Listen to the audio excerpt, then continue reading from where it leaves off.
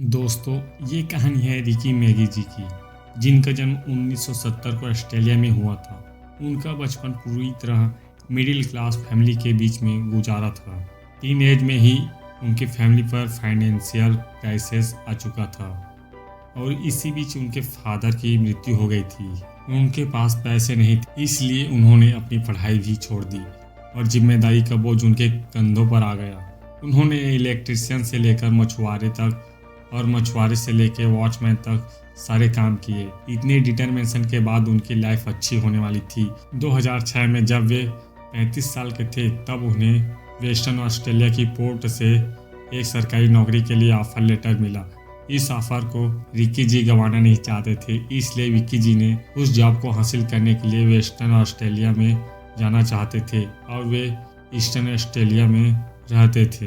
Western Australia को flight से जाने के लिए उनके पास इतने पैसे नहीं थे, इसलिए उन्होंने रोडवे से वेस्टर्न ऑस्ट्रेलिया को जाने का फैसला लिया। दोस्तों, यहाँ पर मैं आपको बताना चाहूँगा कि ऑस्ट्रेलिया दुनिया की सबसे बड़े कंट्रीज में 6वें रैंक में आता है। यहाँ तक कि ऑस्ट्रेलिया की मोस्ट ऑफ द पॉपुलेशन समुंदर के साइड से 50 किलोमीटर की दूरी तक की ही रहती है।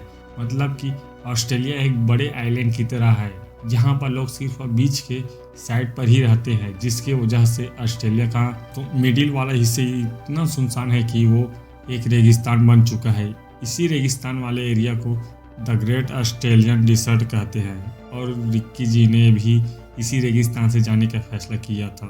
उनके पास एक सफ़र में जाने के लिए पैक फुट पानी, अगर गाड़ी का पेट्रोल डीजल खत्म हो जाए तो एक्स्ट्रा पेट्रोल भी था।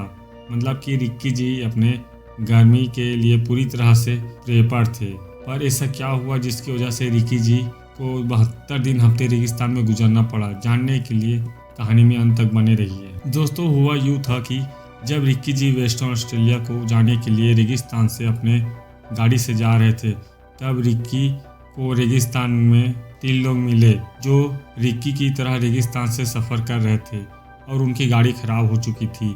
इसलिए रिकी ने इंसानियत दिखाकर उनको लिफ्ट ऑफर किया, लेकिन उन 3 लोग ने रिकी को किस तरह से ड्रग्स देकर बेहोश कर दिया और जब उनको होश आया तब उन्होंने अपने चारों ओर देखा तो उनके चारों तरफ सिर्फ रेगिस्तान के ढेर ही ढेर थे और पानी का कोई नामो निशान तक नहीं था। उन्हें कुछ पता नहीं था कि वो कहाँ पर है। सर पर सिर्फ सूरज की तपती हुई धूप थी और वहाँ का तापमान 45 डिग्री सेल्सियस के आसपास था। उसके बाद उन्होंने खुद को चेक किया तो उनके पैसे, मोबाइल और बाकी सब कुछ सामान चोरी हो गया था। उन लोगों ने रिक्की के पैर के सूज तक चुरा लिए थे और रेगिस्तान में रिक्की जी को एक जिंदा लाश बनने के लिए छोड़ दिया था। उन्हें उस रेगिस्तान में ना इंसान दिख रहा था और ना ही कोई रोड। उनके पास सिर्फ 2 चॉइस थी, लेकिन दोस्तों रिक्की ने पहले वाले ऑप्शन को चूज किया। उन्होंने जिंदा रहने के लिए हर हालात का सामना करने के लिए तैयार हुए और वे एक ही डायरेक्शन में चलते लगे। घंटों तक उन्होंने उसी डायरेक्शन में चलते रहे, लेकिन कुछ ही देर बाद उनकी भूख और प्यास की हालत खराब होने लगी। उन्हें भ्रम होने लगे कि उनके सामने पानी है, लेकिन जब वे पानी पास चले जाते तो उनके हाथ में सिर्फ धूल और मिट्टी ही आती थी। थोड़ी देर चलने के बाद अचानक से सामने रेत पर एक पहाड़ आया। उसके ऊपर चढ़ने के बाद उनको एक सीजनिबल नदी दिखी। पहले तो उनको अपनी आंखों पर विश्वास नहीं हुआ, लेकिन वे जिन्हें एक भी मौका नहीं छोड़ना चाहते थे। उन्होंने जब चेक किया तो उनको बहुत खुशी हुई, लेकिन उनकी खुशी कुछ ही पलों की थी, क्योंकि उस नदी का पानी पीने लायक नहीं था।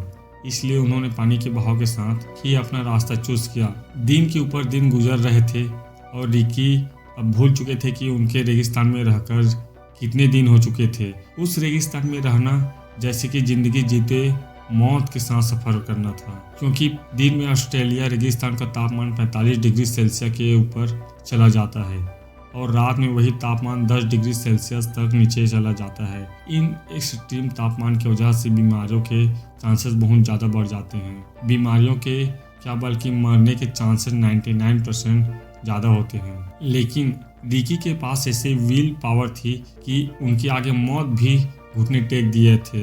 उन्होंने खुद को जिंदा रखने के लिए हर संभव प्रयास किया।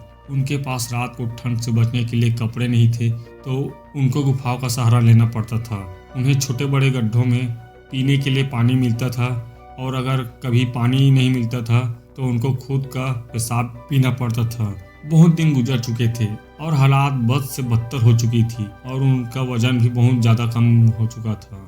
अब रिकी की बॉडी भी जवाब देने लगी थी और उनको अब लग रहा था कि मैं अब जिंदा नहीं बचूंगा, लेकिन अंदर से एक आवाज़ उनको यह कह रही थी कि रिकी, तू कहीं ना कहीं इस रेगिस्तान से जिंदा बाहर निकल सकता है। और खुद को जिंदा रखने के लिए उन्होंने सांप, कीड़ों और मकोड़ों और पता नहीं क्या क्या खाना पड़ता था। रिकी के अंदर वो उम्मीद थी और हौसला था जिसकी वजह से वो हर रोज वे नींद से उठने के बाद सोचते थे कि आज एक और दिन मैं जिंदा रहते हुए यहाँ से बाहर निकल जाऊं।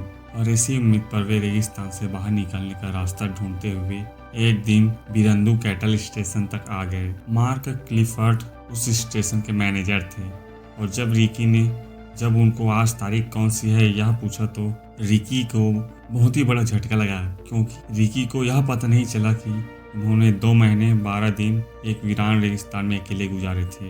इन 72 दिनों में रिकी ने बहुत ही कुछ टॉलरेट किया था, जिसकी वजह से उनकी बॉडी बहुत कमज़ोर हो चुकी थी। अपने ट्रिप पर निकलने से पहले उनका वजन 106 केजी था और 72 दिनों के बाद उनका वजन सिर्फ 48 केजी बचा हुआ था, यानी कि वे पूरी तरह से कंकाल बन चुके थे। उन्हें देखकर उस स्टेशन के मैनेजर को भी शौक लगा था। उस रेगिस्तान से निकलने के बाद और खुद को फिर से रिकवर करने के बाद रिकी ने खुद की लाइफ पर एक किताब लिखी जिसका नाम लेफ्ट फॉर डेड है। यह वीडियो अच्छी लगी हो तो प्लीज़ एक लाइक और सब्सक्राइब कर दीजिए। मिलते हैं नेक्स्ट वीडियो में। धन्यवाद।